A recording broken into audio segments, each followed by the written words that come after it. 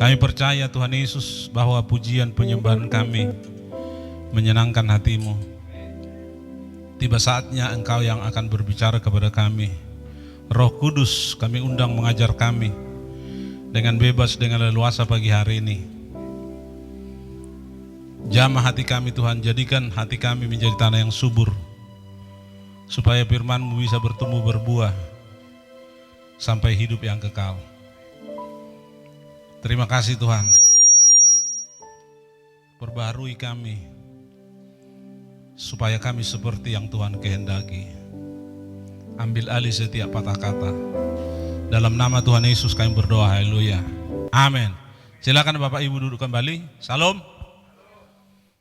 Ya, terima kasih untuk Bapak dan Ibu Gembala yang memberikan saya kehormatan menyampaikan firman Tuhan pagi hari ini. Dan untuk ada di depan sini,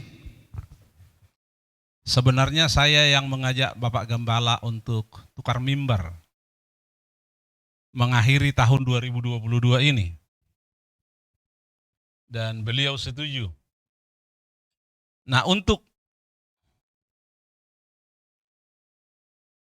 berbicara tentang tukar mimbar itu, tentu saya sudah berdoa tidak hanya sekali, tidak hanya 2 kali.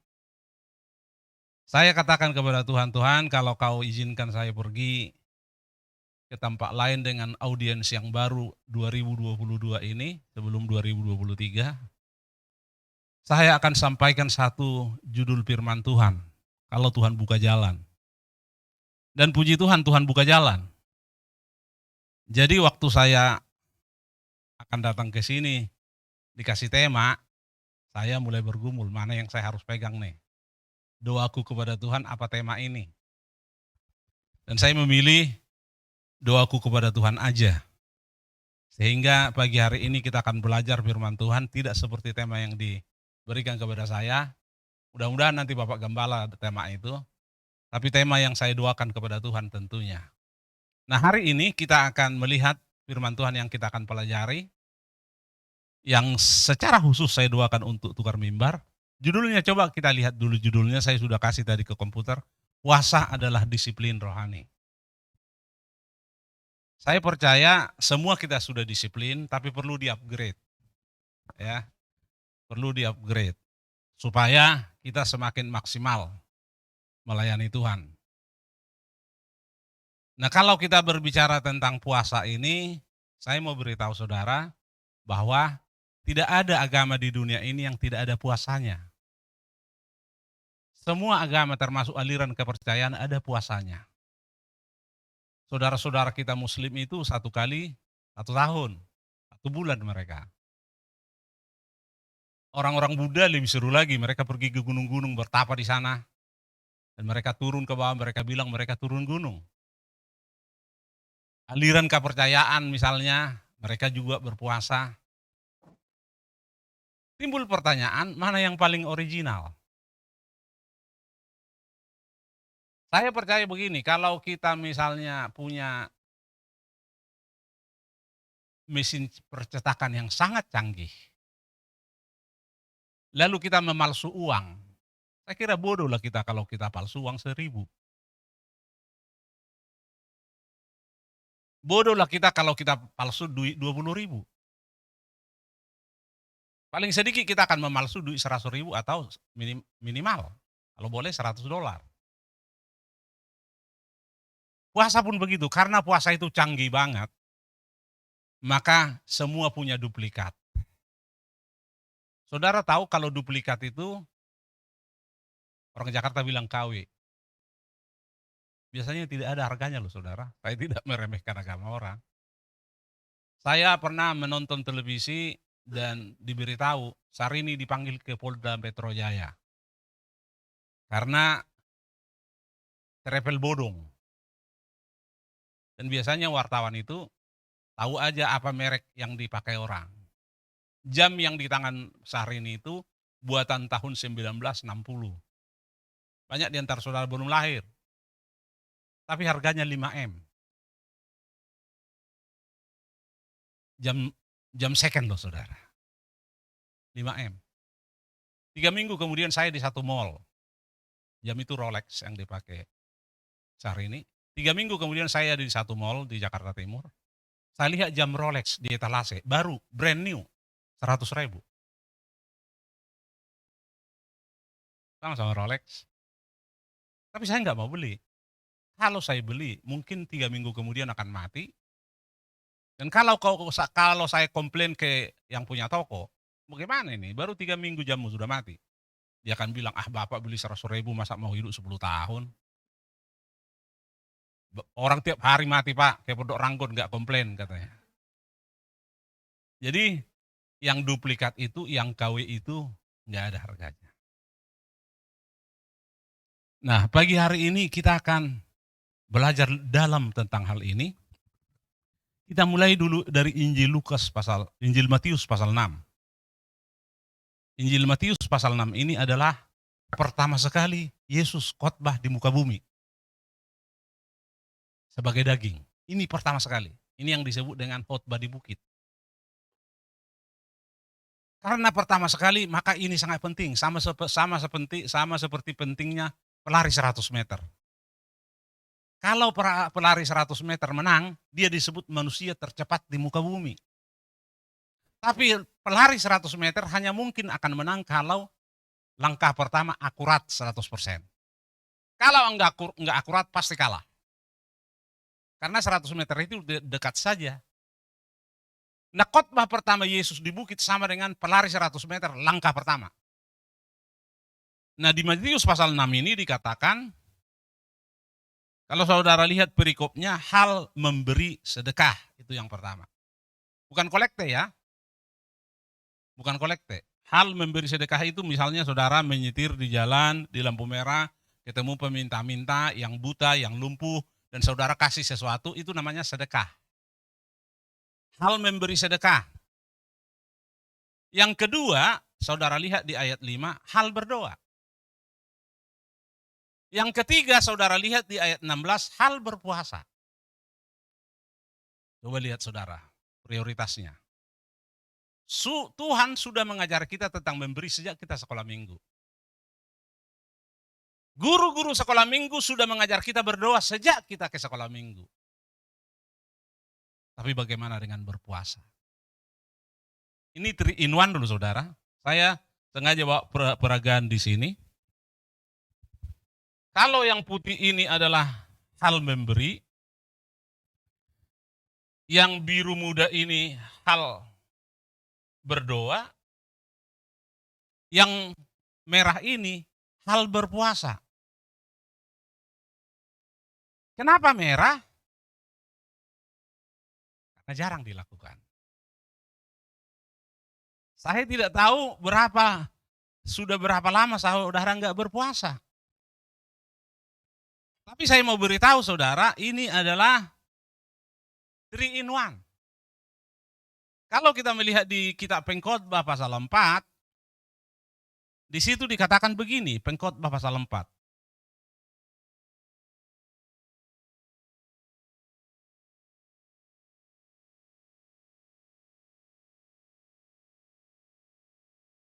Ayat 12, saudara perhatikan. Pengkhotbah pasal 4. Dan bila mana seorang dapat dialahkan, 2 orang akan dapat bertahan. Tali 3 lembar, tak mudah diputuskan. Jadi kalau ini memberi, kalau ini berdoa, kalau ini berpuasa, dipilih. Memberi, berdoa, berpuasa, dipilih. Ini nggak mudah diputuskan kalau sudah dipilih. Mungkin Toyota Starlet pun kalau mogok di jalan bisa ditarik dengan ini, kalau sudah dipilih. Nah kita punya tubuh, punya jiwa, punya roh. Kalau semuanya berjalan dengan akurat, kita nggak mudah dikalahkan oleh apapun. Tidak mudah. Oleh kesusahan, oleh penderitaan, oleh pikiran yang stres dan lain sebagainya. Nggak bisa. Karena sudah berjalan 3-nya. Tidak mudah diputuskan. Ini 3 in 1. Allah kita, Allah Bapa, Allah Anak, Allah Roh Kudus. 3 in 1 juga. Ini 3 in 1. Jadi kalau tidak berjalan seimbang, maka kita akan mengalami yang namanya kesusahan-kesusahan. Orang lain susah, kita susah. Kita prihatin hari-hari ini, seorang jenderal polisi bintang 2, orang Kristen suami istri, membunuh orang. Dan saudara mungkin mengikutinya. Kenapa bisa seperti itu? Karena kekristenannya tidak berjalan seimbang, saudara. Jadi hari ini kita mau belajar supaya puasa ini seimbang. Seimbang dengan memberi, seimbang dengan berdoa, seimbang dengan berpuasa. Tiga-tiganya berjalan beriringan. Dan kalau kita mau berpuasa, yang pertama adalah jam berapa kita mau buka. Karena ada orang Kristen bukanya sesuka hati, saudara.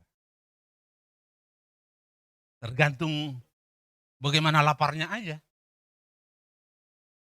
Coba kita lihat dulu kitab Hakim-Hakim pasal 20. Hakim-Hakim pasal 20. Ini ceritanya panjang tentang pemerkosaan dan kemudian dimutilasi 12 potong dan dikirim kepada seluruh suku Israel. Dan orang Israel berkata, yang seperti ini belum pernah kita alami. Apa yang kita harus lakukan? Dan mereka bilang, kita akan berperang dengan orang Benyamin. Kita akan klarifikasi, kalau mereka serahkan yang memperkosa itu ke kita, ya sudah, kita hukum. Tapi kalau enggak, kita akan berperang dengan orang Benyamin.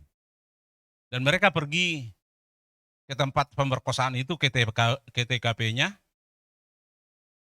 di daerah Gilead di Mispa, dan mereka coba klarifikasi ke orang Benyamin, tapi orang-orang Benyamin nggak mau. Akhirnya terjadilah perang sipil antara orang Israel dan orang Benyamin karena pemerkosaan dan mutilasi 12 potong itu. Nanti saudara bisa baca di rumah.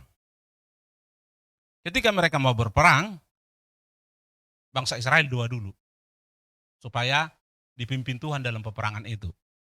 Hasilnya ayat 21 kita baca dulu, ayat 21, juga Bani Benyamin maju menyerang dari Gibea dan menggugurkan ke bumi 22.000 orang dari antara orang Israel pada hari itu. Sudah berdoa, ternyata kalah. 22.000 orang mati. Saya tidak tahu bagaimana cara menguburnya ini.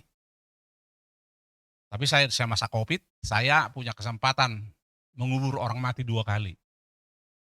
Orang kena COVID. Baru kita nyampe di kuburan, udah ngantri panjang. Dan kuburan itu digali nggak lagi dengan tangan, tapi dengan ekskavator. Karena terlalu sulit dengan tangan saja. Ini 22.000 orang mati, bagaimana menguburnya 22.000 orang? Saya tidak bisa bayangkan lagi, saudara. Setelah kalah, ayat 23, mereka doa lagi, saudara.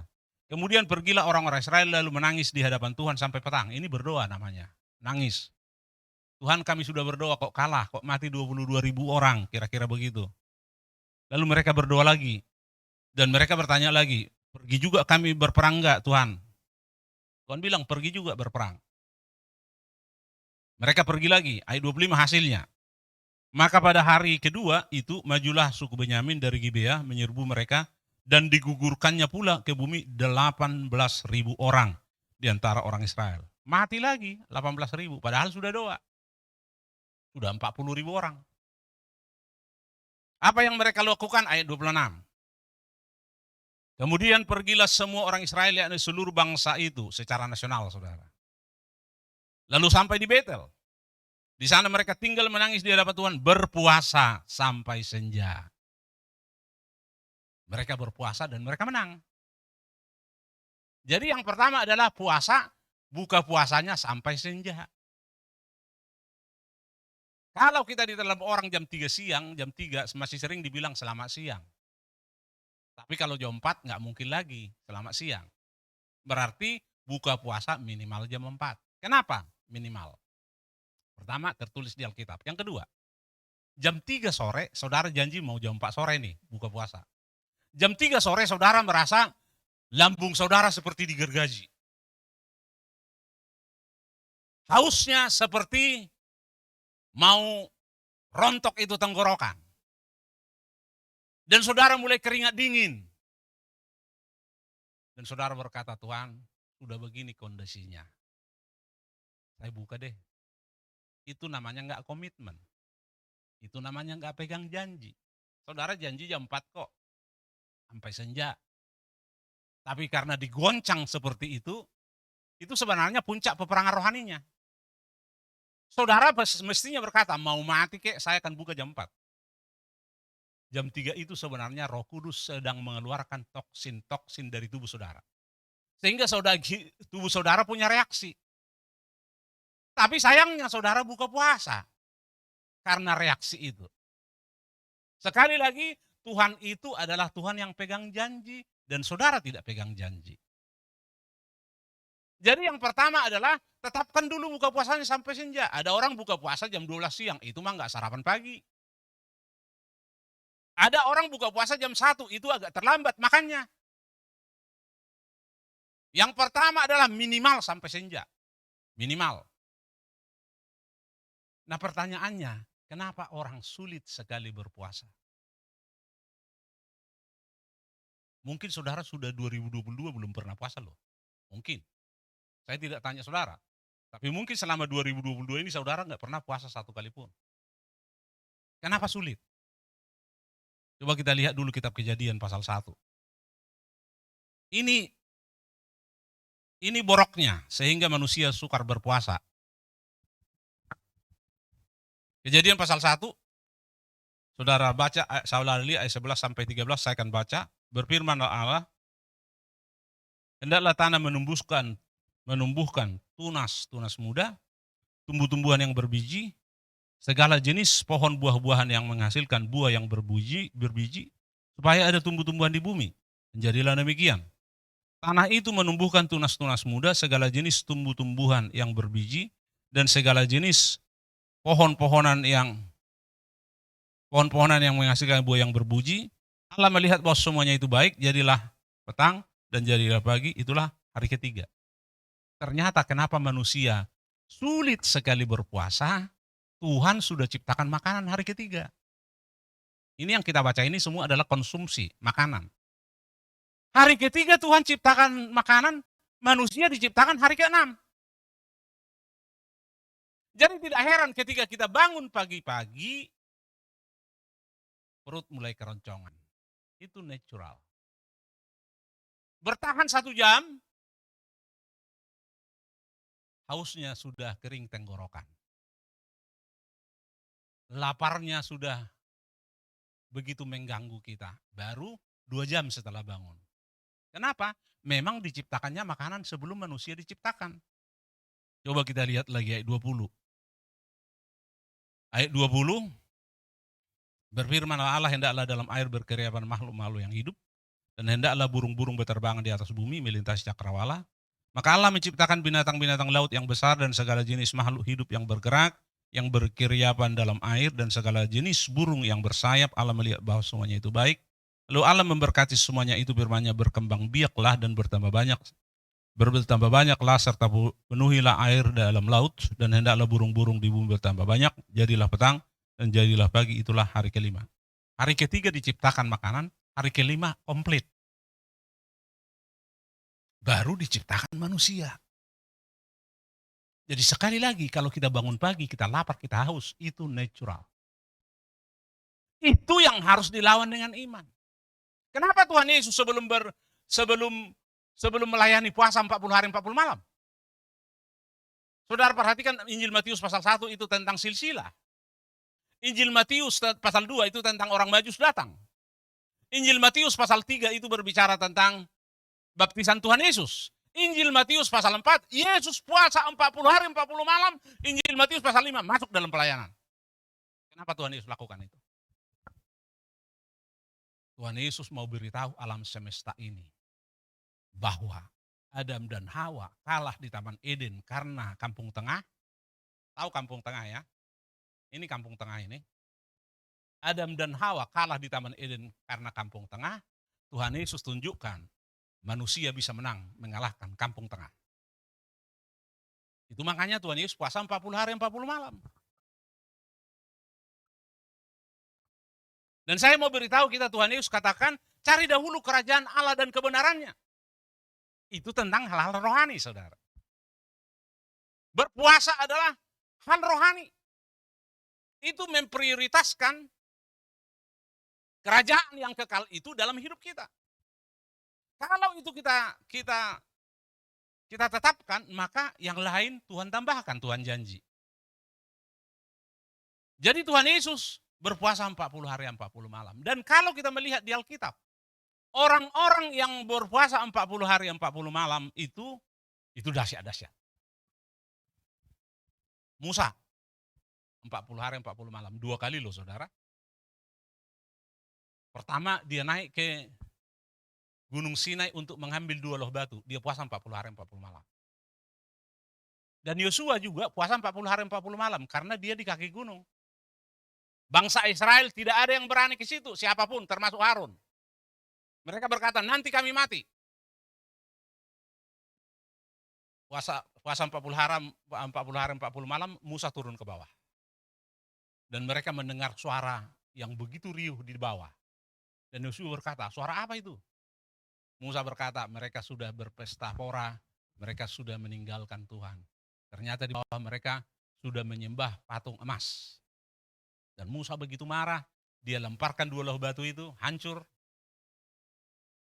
Dan lembu emas itu digiling halus-halus, hancur, dibuang di sungai yang mengalir. Dan Musa naik lagi 40 hari 40 malam untuk kedua kali. Akibatnya apa? Upahnya apa? Upahnya adalah Musa adalah hamba Tuhan terbesar sepanjang sejarah menggembalakan jumlah orang. Jumlah orang yang dipimpin Musa itu minimal 3 juta orang. Yang kedua, Musa adalah hamba Tuhan yang mujizatnya banyak. Yang ketiga, Musa adalah hamba Tuhan yang kuburannya tidak diketahui sampai hari ini.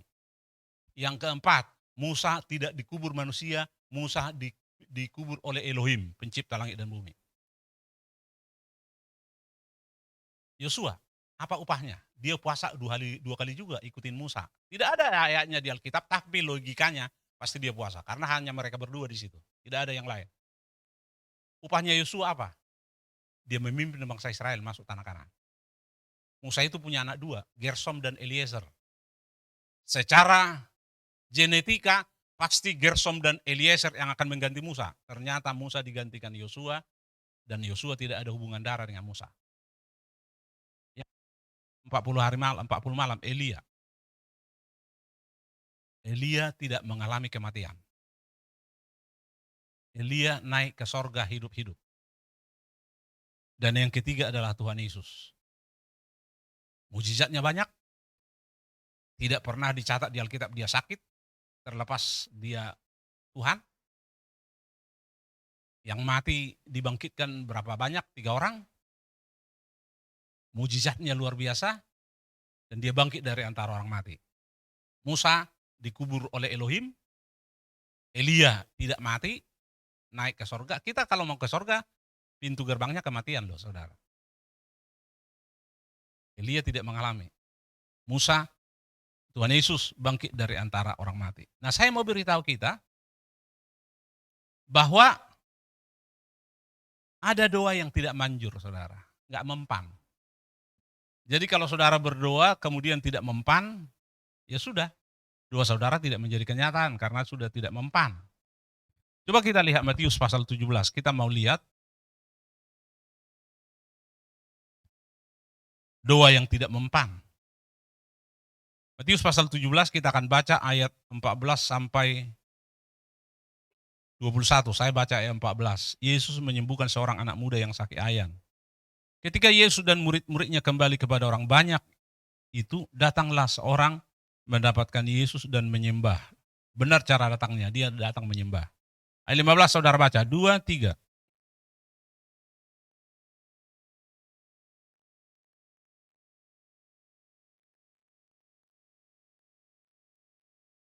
Nah dia ternyata punya pergumulan, anaknya sakit ayan.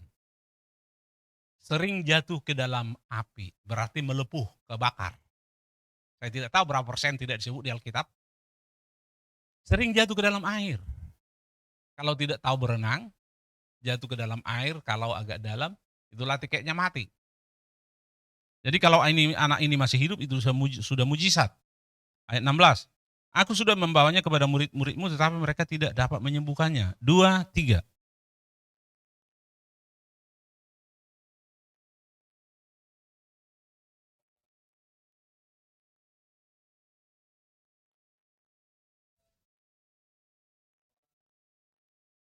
Dengan keras, Yesus menegur dia, lalu keluarlah setan itu daripadanya dan anak itu pun sembuh seketika itu juga. Berarti orang ini sebenarnya nggak sakit, tapi ada setan di dalam.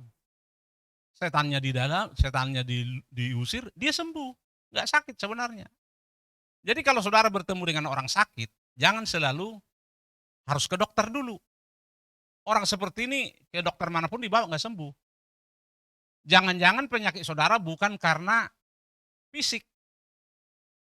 Jangan-jangan sakit saudara karena roh jahat. Kemanapun dibawa nggak bisa sembuh saudara. Ke psikiater pun nggak bisa. Kami nggak sekali dua kali melayani pasiennya psikiater. Mereka telepon kami, ini bukan bagianku ini. Ini masalah roh, ini bagianmu ini. Dikirim ke kami saudara. Jadi jangan cepat-cepat ke dokter kalau saudara sakit. Jangan cepat-cepat ke psikiater kalau saudara stres. Jangan-jangan ada roh jahat di dalam. Saudara bilang, mana bisa orang Kristen kena roh jahat? Yudas di samping Tuhan Yesus masuk roh jahat juga kok. Jadi jangan terlalu pede saudara, jangan terlalu cepat-cepat ke medis, ke dokter, jangan. Saudara cari Tuhan, kenapa ini Tuhan? Jangan-jangan Tuhan bilang, kau nggak bayar perpuluhan, maka aku pukul kau. Nah kalau orang seperti itu didoakan, ya Tuhan marah ke kita. Kau doa kesembuhan, aku yang pukul kok. Nah dia sakit, setannya diusir, dia sembuh. Ayat 19 saudara baca bersama-sama. 2, 3.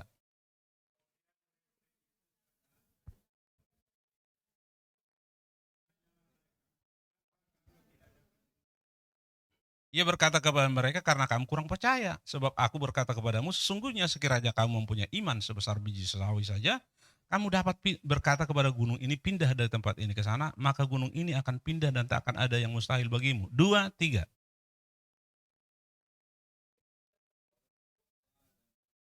Nah, tidak bisa diusir kecuali doa puasa.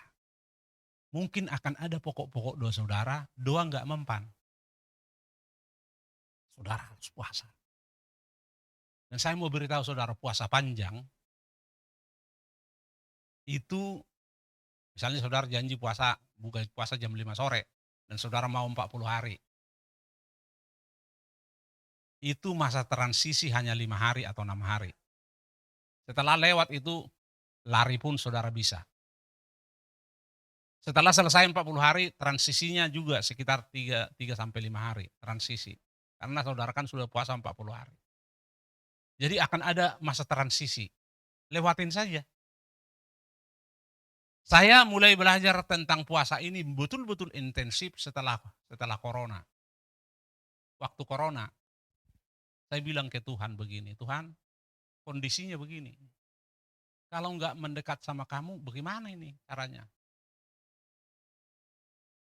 Pemerintah keluarkan spanduk-spanduk besar-besar, baliho-baliho.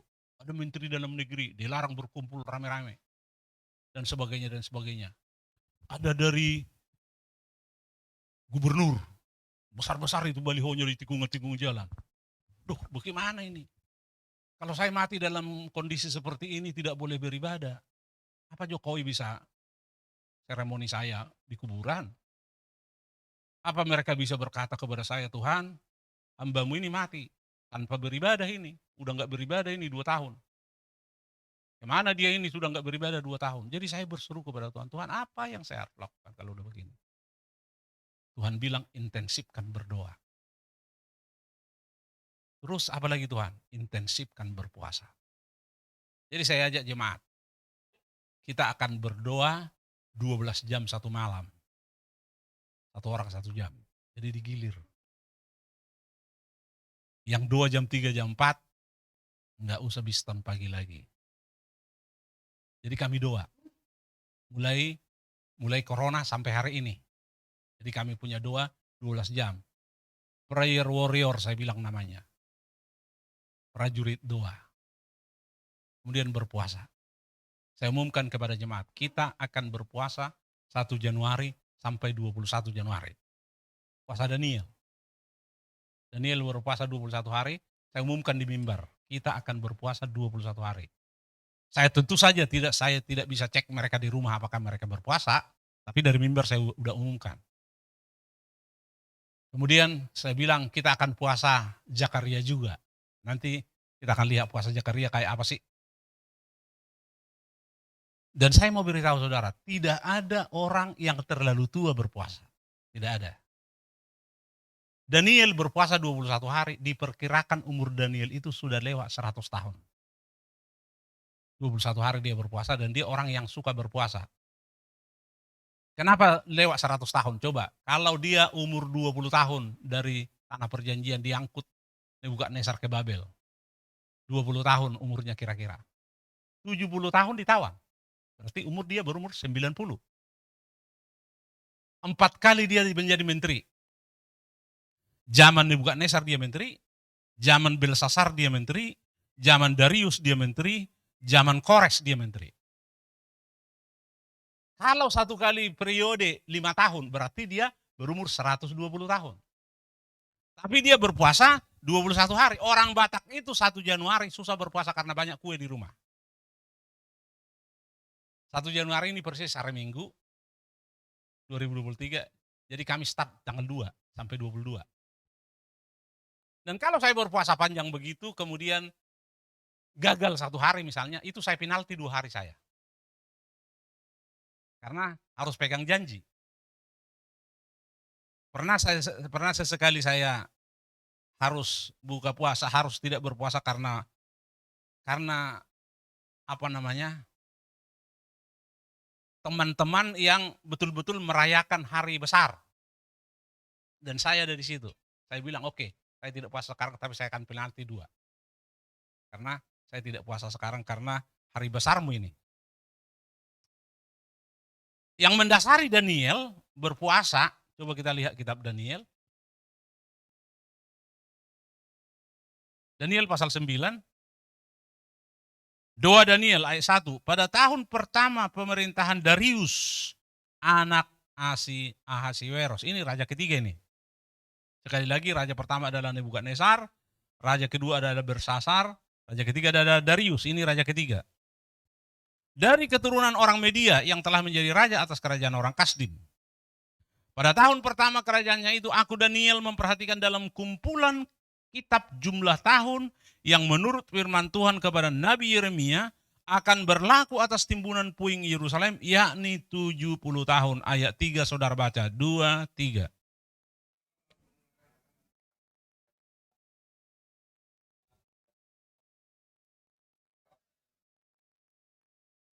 Ya, responnya Daniel adalah berdoa dan berpuasa. Ketika dia tahu sudah 70 tahun kami ditawan ini.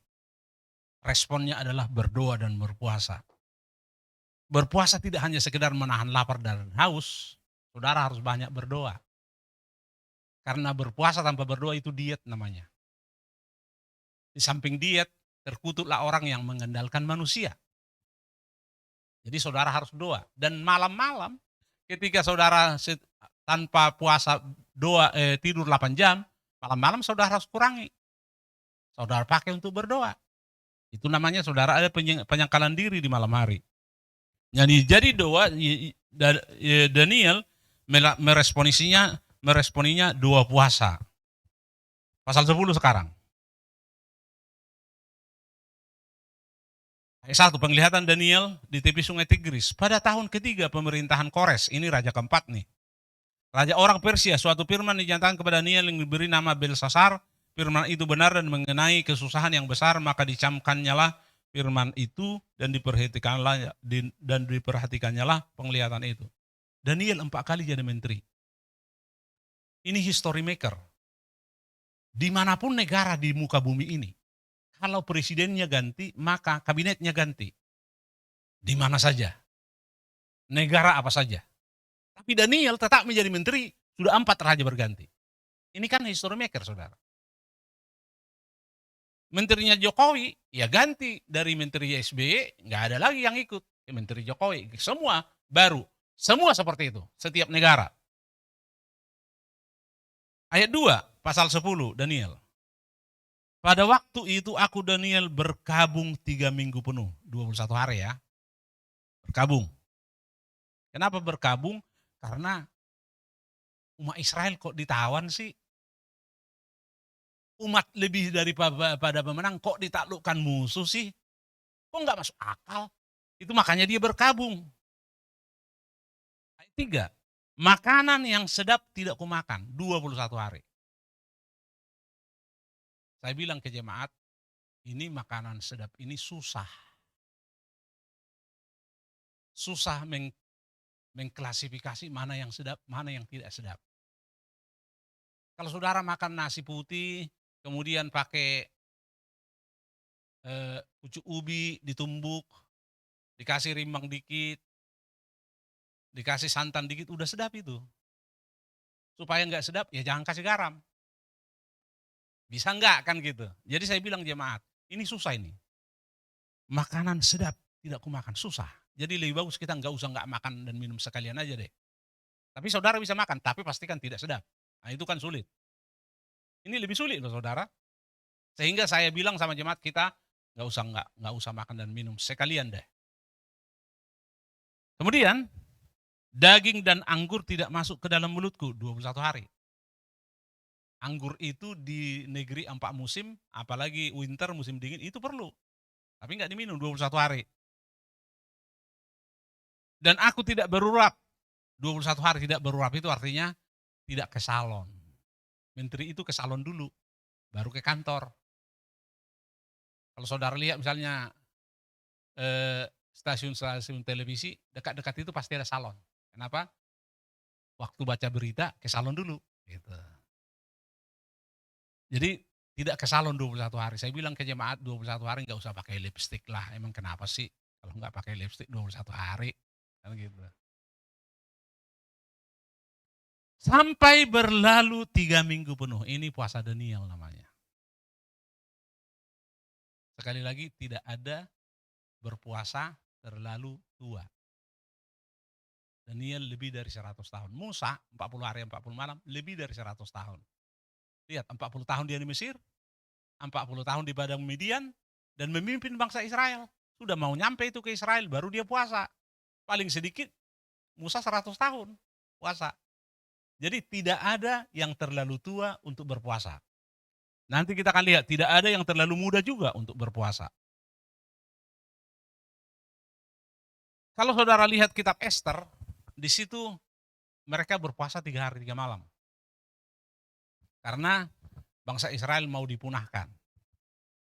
Persoalannya adalah waktu itu di Babel itu ada seorang bernama Haman, Perdana Menteri. Dan ketika dia lewat, semua harus sujud. Mordekai nggak mau sujud. Kenapa dia nggak mau sujud? Dia orang Israel. Lututnya itu hanya untuk Elohim saja. Jadi dia dibujuk-bujuk orang. Kenapa sih kau tidak berlutut saja? Berlutut saja, hatimu nggak ikut.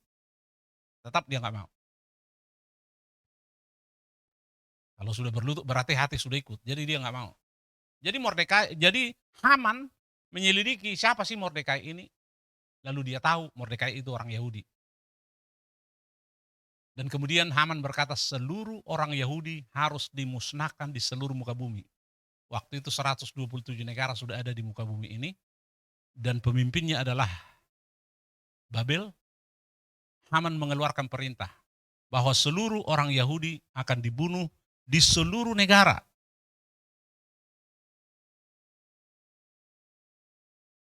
Jadi orang Yahudi terancam mati, saudara.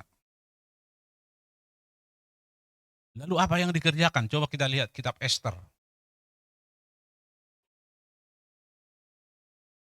Esther pasal 4. Ayat 15 sampai 17.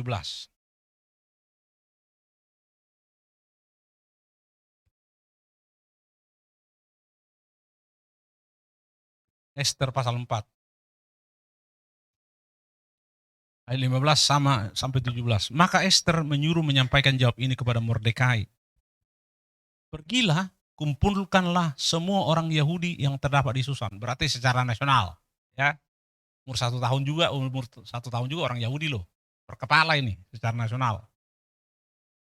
Dan berpuasalah untuk aku. Janganlah makan dan janganlah minum 3 hari lamanya. Jadi puasa itu tidak makan dan tidak minum. Itu puasa yang benar. Baik waktu malam, baik waktu siang. Aku serta dayang-dayangku pun akan berpuasa demikian. Dan kemudian aku akan masuk menghadap raja. Sungguh pun berlawanan dengan undang-undang. Waktu itu tidak boleh bertemu raja kecuali dipanggil. Hukumannya cuma satu, hukuman mati. Tapi Ester mau masuk sekalipun nggak diundang, saudara. Kalau terpaksa aku mati, biarlah aku mati. Maka pergilah Mordekai dan diperbuatnyalah tepat seperti yang dipesankan Ester kepadanya. Jadi mereka puasa 3 hari 3 malam, tidak makan dan tidak minum secara nasional. Akibatnya orang Israel menang di 127 negara. Dan Haman disalibkan di tiang yang sudah dibuatnya untuk Mordekai tadinya. Saudara bisa kita cari di kitab Ester, kitab Ester itu tidak panjang. Saudara pelajarin saja kitab Ester, saudara. Kadang-kadang orang nggak pernah baca Alkitab, tapi giliran mati dibawa Alkitabnya, dikasih di peti. Pas arisan ibu-ibu, seorang pendeta kebaktian di arisan itu, seorang pendeta perempuan memimpin firman Tuhan dan dia bilang, kita akan lihat kitab Ester. Orang ibu sikut temannya, emang ada kitab Ester, ada katanya. Tetangga memang anaknya namanya Ester. Ada memang kitab Ester katanya. Itulah orang yang tidak pernah baca Alkitab. Giliran mati ditaruh di peti. Boro-boro, hidup aja nggak baca Alkitab, boro-boro mati baca Alkitab.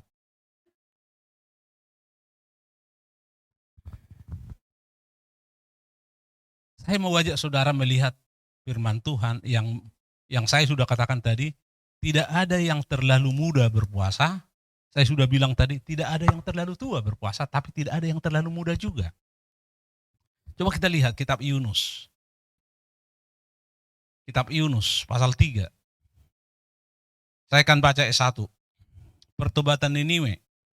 Datanglah firman Tuhan kepada Yunus untuk kedua kalinya. Kenapa kedua kalinya? Yunus pergi ke Tarsus. Disuruh ke Niniwe, Yunus malah ke Tarsus. Yunus berpikir, buat apa aku injili orang Niniwe? Mati aja sekalian lah, buat apa? Orang tidak cinta Tuhan begitu. Dia pergi ke Tarsus. Dia bayar ongkos. Ternyata di tengah jalan, kapal itu ditimpus gelombang yang sangat dahsyat. Dan mereka mulai membuang muatan-muatan kapal. Dan kapten kapal periksa orang-orang. Yunus tidur di dek paling bawah. Nyenyak. Dan dia bilang, kok kau bisa tidur? Kita udah mau mati. Hebat sekali kau. Siapa kau? Dari mana asalmu? Dia bilang, aku ini orang Yahudi. Aku ini Nabi Tuhan. Disuruh ke Niniwe, tapi aku lari ke Tarsis. Jadi karena akunya gelombang ini. Kalian buanglah aku dari kapal ini. Gelora badai akan berhenti. Kaptennya nggak mau, kasihan. Mati nanti. Dicoba mau ke pinggir, tapi nggak bisa. Makin keras itu gelombang. Akhirnya dibuang Yunus. Yunus dikasih tahu Alkitab ditelan ikan. Bukan dimakan ya, kalau dimakan kan dikunyah. Habis itu. Ditelan ikan. Kemungkinan besar ikan paus tidak disebut di Alkitab, tapi kemungkinan besar ikan paus. Ikan paus itu bisa sebesar Boeing 737. Kalau saudara dari Jakarta ke Medan naik Boeing 737, sebesar itu ikan paus bisa 200 ton. Jadi Yunus ditelan, dibodut. Bukan dimakan. Masuklah Yunus ke perut ikan. 3 hari 3 malam. Yunus puasa. Makan apa dia di situ? Nggak mungkin dia makan. Nggak ada lagi makanan. Puasa 3 hari 3 malam. Ikannya juga puasa. Kalau dia makan, Taruhlah dia sekali makan 200 kilogram ikan teri. Yunus kan mati ketimbun makanan. Dan asam lambung ikan itu kan bekerja mengolah makanan itu. Yunus keracunan juga di dalam. Jadi ikan nggak makan 3 hari karena Yunus ada di dalam supaya dia tidak mati. Juga dia tidak minum, kalau dia minum taruhlah sekali minum 200 liter air asin, Yunus mati juga. Bilang dulu sama orang sampingmu, kalau ikan puasa, kau nggak pernah puasa, lebih hebat ikan dari kau, bilang begitu.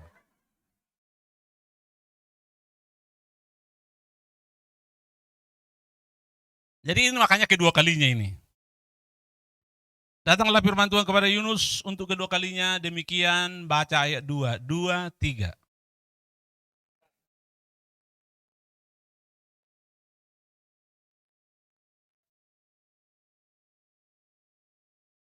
Bersiaplah Yunus lalu pergi ke Niniwe sesuai dengan firman Allah. Niniwe adalah sebuah kota yang mengagumkan, besarnya 3 hari perjalanan luasnya. 2, 3.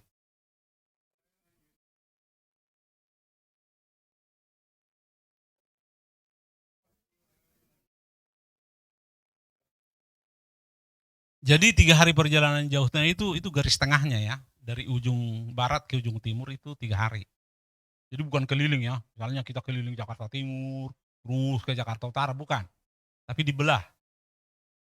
Ini garis tengahnya, 3 hari 3 malam. Jadi Tuhan sudah tetapkan bahwa durasinya 40 hari lagi. Niniwe udah nggak ada lagi 40 hari setelah itu.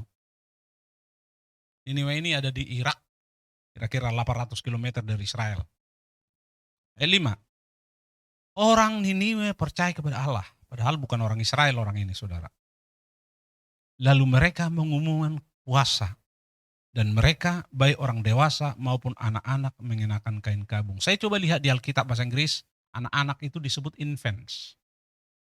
Infants itu baby, masih nyusu, masih netek. Ikut puasa, saudara.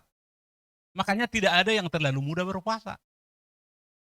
Jadi kalau ibu-ibu masih netek dan saudara, ibu-ibu tergerak berpuasa digerakkan Roh Kudus, bilang anakmu, nak, tidak netek loh nanti sampai jam 4, kita puasa. Gitu. Ini di Niniwe seperti ini. Ayat 6. Setelah sampai kabar itu kepada raja kota Niniwe, turunlah ia dari singgasananya, ditanggalkannya jubahnya, diselubungkannya kain kabung, dan duduklah ia di abu. Nah, betul-betul merendahkan diri, saudara. Ayat 7, 2, 3.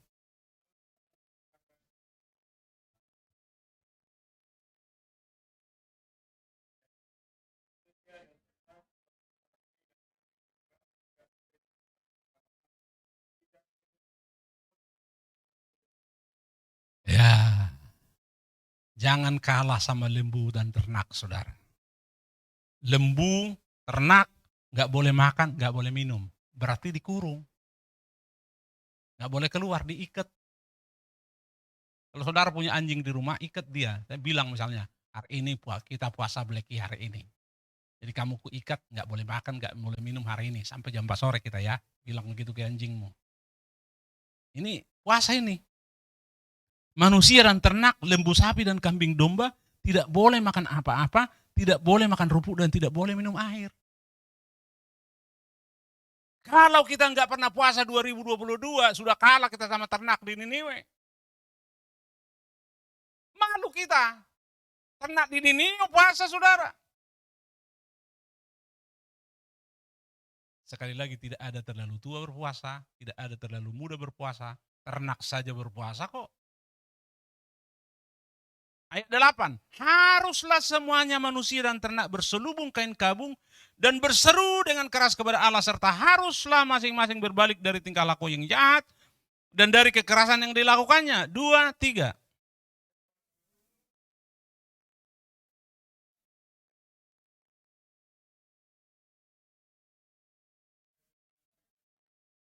Ketika Allah melihat perbuatan mereka itu, yakni bagaimana mereka berbalik dari tingkah laku yang jahat, maka menyesallah Allah karena malapetaka yang telah dirancangkannya terhadap mereka, dan ia pun tidak jadi melakukannya.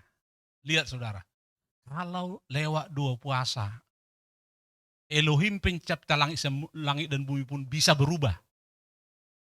Apalagi kalau menjawab doa kita, saudara. Berubah loh dia. Jadi kalau saudara nyanyi, Tuhan Yesus tidak berubah, tidak berubah. Berubah ini. Ada kan orang Kristen begitu, tetangganya Muslim. Tuhan Yesus tidak berubah. Di sebelah bilang, Muhammad juga, katanya. Berubah, Elohim berubah. Karena doa puasa. Pokok doa kita terlalu kecil untuk dijawab sama Tuhan. Tapi saya mau beritahu kita, kampung tengah ini perlu kita taklukkan, saudara. Adam dan Hawa kalah di kampung tengah. Bangsa Israel kalah di kampung tengah. Ketika mereka keluar dari Mesir, janji masuk tanah Kanaan adalah untuk mereka 100%. Tidak ada rencana Tuhan, satu orang pun tidak masuk ke tanah Kanaan. Janji itu berlaku untuk seluruh bangsa Israel masuk ke tanah Kanaan. Tapi di perjalanan, mereka ditaklukkan kampung tengah selama 40 tahun. Keluhan mereka hauslah, keluhan mereka laparlah, keluhan mereka roti tidak adalah, keluhan mereka daging tidak adalah, semuanya kampung tengah. Kampung tengah ini harus ditaklukkan. Pagi-pagi bangun jam 6 ini sudah berteriak-teriak. Trok. Harus ditaklukkan, saudara. Ada salib yang kita harus pikul, yaitu menyangkali diri, saudara. Puasa itu menyangkali diri. Kenapa?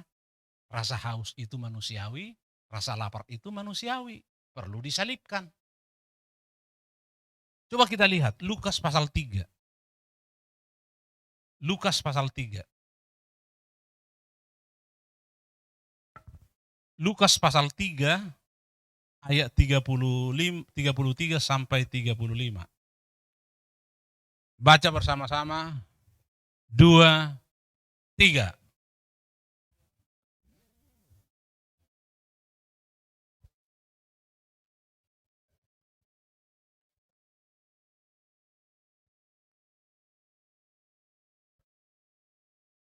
Lukas pasal 5.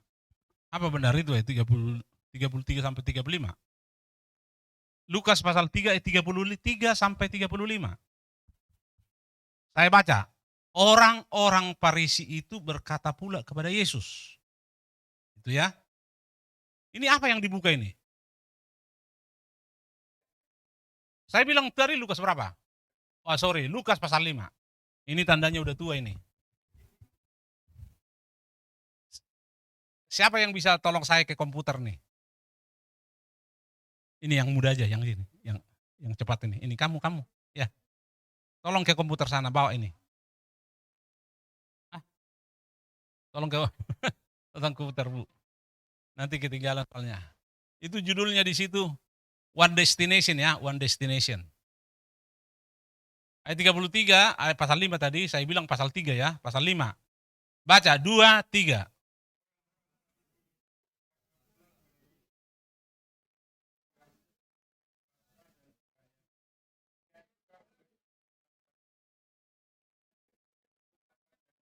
Sering berpuasa ya. Disiplin, saudara. Sering berpuasa itu artinya begini.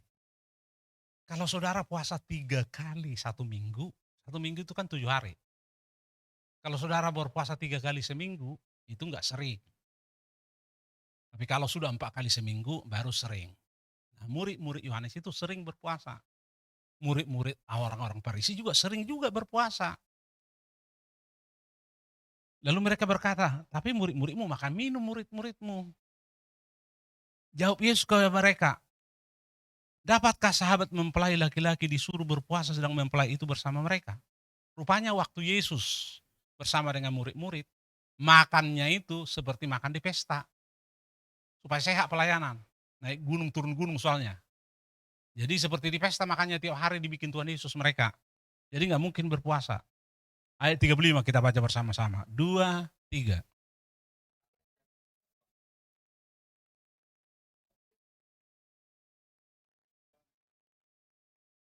Tapi akan datang waktunya apabila mempelai itu diambil dari mereka. Mempelai sudah diambil, sudah disalibkan, sudah naik ke sorga. Maka sekarang adalah waktu yang tepat berpuasa untuk kita. Mempelai sudah nggak ada. Yang ada sekarang Roh Kudus. Tepat untuk kita berpuasa mulai hari ini. Tidak makan dan tidak minum, menyangkali diri saudara. Dan kita menjadi orang Kristen sekarang ini, kita menjadi orang percaya. Karena ada orang berpuasa untuk kita dulu, 2000 tahun yang lalu. Coba kita lihat, Kisah Rasul. Kita mau buktikan. Kisah Rasul pasal 13. Kisah Rasul pasal 13. Pada waktu itu, dalam jemaat di Antioquia, di Turki ini Antioquia ini sekarang ini, ada beberapa nabi dan pengajar, yaitu Barnabas dan Simeon, yang disebut Niger, dan Lukius, orang Kirene, dan Menahem yang diasuh bersama dengan Raja wilayah Herodes dan Saulus. 2, 3.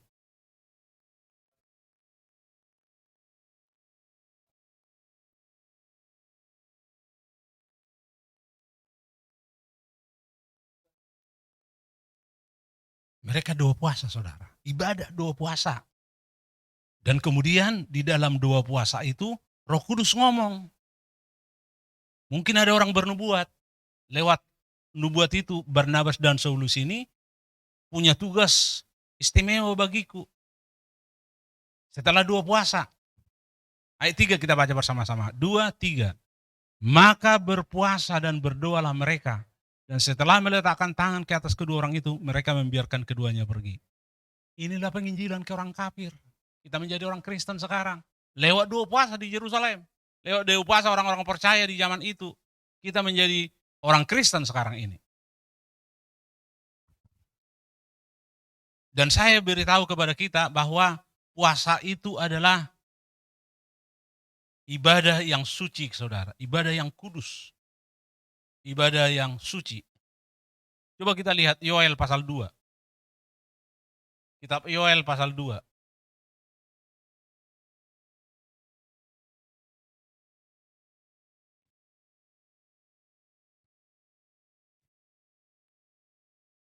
Yoel pasal 2 ayat 12 mulai.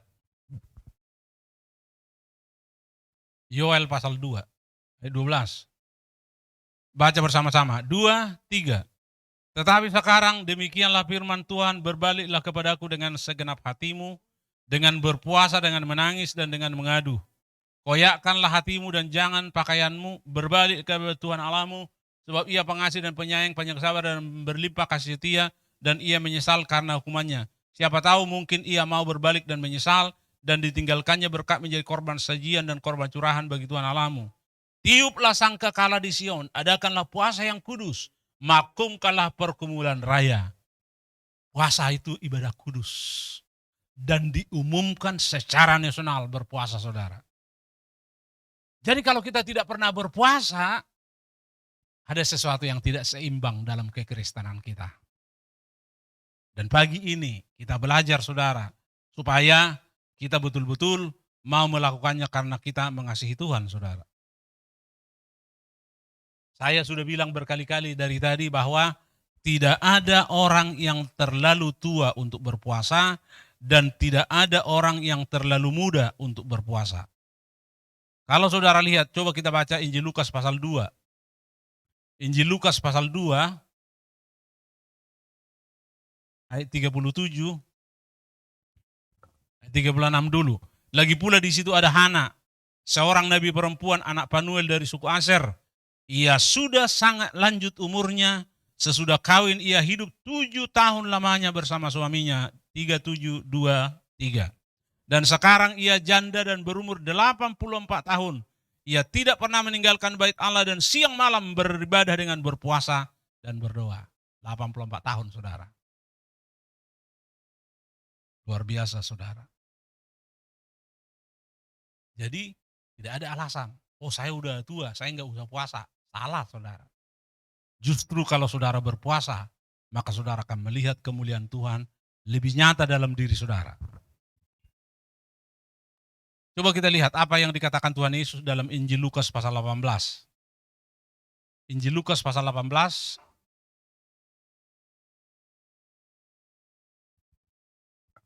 Saudara lihat mulai ayat 9, saya baca ayat 9. Perumpamaan tentang orang Farisi dengan pemungut cukai. Dan kepada beberapa orang yang menganggap dirinya benar dan memandang rendah semua orang lain, Yesus mengatakan perumpamaan ini. Ada dua orang pergi ke bait Allah untuk berdoa, yang seorang adalah Farisi dan yang lain pemungut cukai. Orang Farisi itu berdiri dan berdoa dalam hatinya begini, "Ya Allah, aku mengucap syukur kepadamu karena aku tidak sama seperti semua orang lain. Bukan perampok, bukan orang lalim, bukan pezina, dan bukan juga seperti pemungut cukai ini." Ayat 12 sama-sama. 2, 3.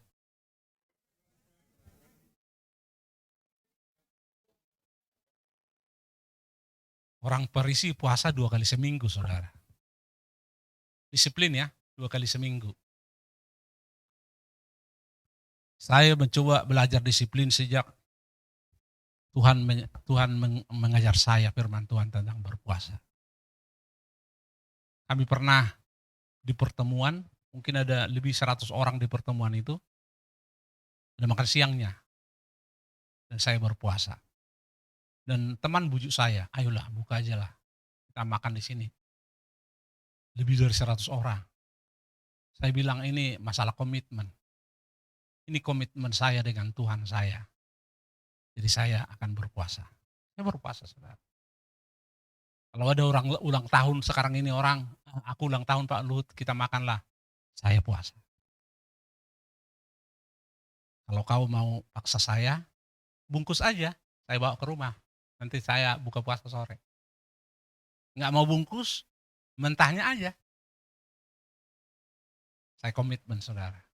Saya tahu Tuhan adalah Tuhan yang pegang janji, dan saya harus pegang janji. Ada jemaat di Cibubur itu, jemaat yang ugal-ugalan sebenarnya. Bisa kebaktian 1 kali, 10 kali nggak kebaktian. Kebaktian sekali, 20 kali nggak kebaktian. Orangnya ugal-ugalan. Tapi tentang perpuluhan dia bilang begini, "Kalau Tuhan nggak terlambat, masa saya harus terlambat?" Jadi dia bisa datang ke gereja hanya untuk bayar perpuluhannya, Saudara. Gereja ada peti kayak gini, ketika kelihatan dia masuk, kau bayar perpuluhan tapi kau nggak beribadah?" "Ah, om ini," katanya. Jadi orang Farisi itu 2 kali seminggu, disiplin tinggi, Saudara. Tapi apa yang dikatakan Tuhan Yesus? Mereka puasa 2 kali seminggu, Tuhan Yesus bilang begini, Saudara. Coba kita lihat Matius pasal 5. Matius pasal 5 ayat 20. Matius pasal 5 ayat 20, "Maka aku berkata kepadamu." Ini kata ganti Tuhan Yesus, Saudara. "Maka Tuhan Yesus berkata kepadamu, jika hidup keagamaanmu tidak lebih benar daripada hidup keagamaan ahli-ahli Taurat dan orang-orang Farisi, sesungguhnya kamu tidak akan masuk ke dalam kerajaan sorga." Kalau Farisi puasa 2 kali seminggu, kita puasa 2 kali seminggu masih draw dengan orang Farisi. Enggak masuk sorga dong menurut Tuhan Yesus. Menurut Injil Matius pasal 20 enggak masuk sorga dong. Orang Farisi 2 kali, kita 2 kali. Draw itu. Lalu kita bilang, orang Farisi berpuasa kan karena hukum-hukum, Pak. Kita berpuasa karena mengasihi Tuhan. Oke, tapi kan jumlahnya 2, sama. 2 hari. Berarti supaya masuk sorga menurut Injil Matius pasal 5 ayat 20, puasanya minimal 3 kali seminggu. Minimal. Kalau menurut Injil Matius pasal 5 ayat 20. Tuhan Yesus bilang enggak masuk sorga loh. Kalau enggak kalau tidak melebihi orang Farisi dan ahli-ahli Taurat. Mari kita lihat Matius pasal 10 sekarang. Saya akan mengajak saudara melihat banyak ayat, supaya saudara betul-betul mau melakukannya nanti. Mulai mulai hari ini atau minimal mulai besok. Matius pasal 10. Apalagi kalau saudara selama 2022 ini nggak pernah puasa, saudara. Waduh, gawat sekali. Matius pasal 10 ayat 38. Matius pasal 10 ayat 38 kita baca bersama-sama, 2, 3. "Barang siapa tidak memikul salibnya dan mengikut aku, ia tidak layak bagiku." Termasuk saudara. Saudara harus memikul salib. Memikul salib itu salah satunya orang lain bisa lakukan, kita nggak bisa lakukan karena kita orang percaya.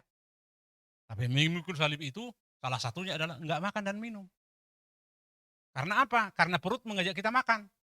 Kerongkongan mengajak kita minum. Kita salibkan dia. Kita ikut Tuhan. Dan kita katakan hari ini Kampung Tengah harus berhenti. Hari ini Kampung Tengah tidak masuk makanan, tidak masuk minuman. Libur. Dan dokter berkata, kalau orang mah itu kan lambungnya luka-luka. Kalau puasa otomatis dia mengering. Karena nggak ada yang diolah, nggak ada dikerjakan. Otomatis sembuh. Jadi kalau ada orang sakit mah, suruh aja puasa banyak-banyak. Nggak puasa, nggak sembuh 1 minggu, 2 minggu. Masih mari berlomba bandel, siapa yang menang? Sembuh saudara. Kenapa dokter kalau mengoperasi orang harus suruh berpuasa? Kenapa harus seperti itu? Karena terbukti ketika dia berpuasa, darahnya akan mengental otomatis. Maka dia tidak cepat muncrat ketika dibedah perutnya saudara. Matius pasal 10 ayat 38 kita sudah baca, sekarang kita baca pasal 16. Pasal 16. Ayat 24 saudara perhatikan, lalu Yesus berkata kepada murid-muridnya, setiap orang, termasuk saudara-saudara, yang mau mengikut aku, mengikut Yesus, ia harus menyangkal dirinya dan memikul salibnya dan mengikut aku. Ada perkataan harus, tidak dikatakan akan saudara. Harus memikul salib. Saya sudah singgung tadi kepada kita tentang puasa Zakaria. Apa sih puasa Zakaria? Puasa Esther 3 hari 3 malam, nggak makan nggak minum. Puasa Daniel 21 hari. Puasa Zakaria apa puasa Zakaria? Coba kita lihat Zakaria pasal 7. Dan ini kami sudah lakukan dan saya sudah lakukan.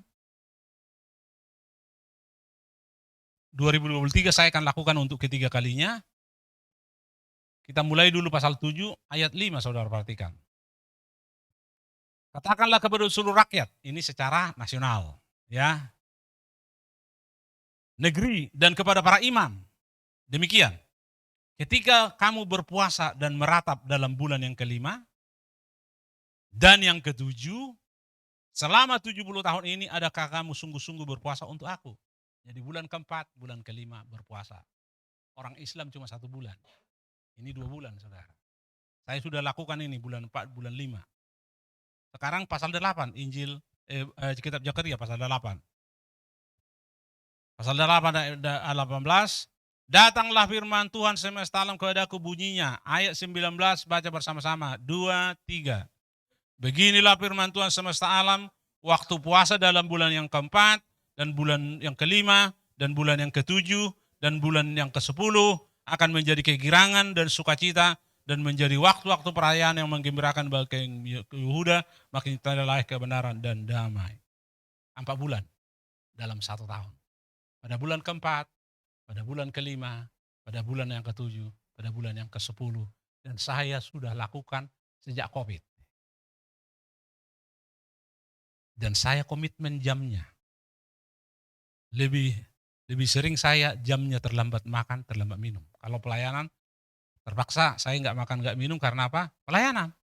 Jadi bisa jadinya buka puasa jam 7 malam, jam 8. Malah terlambat. Dan saya mau beritahu kita, puasa itu menyenangkan dan sukacita Tuhan akan bekerja dengan dahsyat saudara. Ini yang menyebabkan saya menyampaikan firman Tuhan hari ini. Karena saya rindu saudara. Upgrade iman saudara di 2023. 2023 akan semakin sulit dan lebih sulit. Tetapi Alkitab katakan tidak boleh dirusakkan minyak dan anggur. Dan minyak dan anggur itu adalah hal-hal rohani. Kita harus lebih tenggelam hal-hal rohani. Mengakhiri firman Tuhan hari ini, tunjukkan dulu One Destination tadi. Di PowerPoint itu. Ya, berikutnya. One starting point, one destination. Ini adalah pesawat Boeing 747, 2 lantai ini. Ini pesawat, tidak ada pesawat domestik seperti ini. Ini pesawat antar benua. Sekali berangkat, landing di Inggris. Sekali berangkat, landing di New York. Sekali berangkat, landing di Jerman. Ini pesawat jarak jauh. Jadi kalau saudara misalnya dari New York menuju Jakarta, naik pesawat ini, dan di airport saudara bilang, saya mau turun di Cawang, di tempat kebaktian kami. di Gedung Sinar Harapan.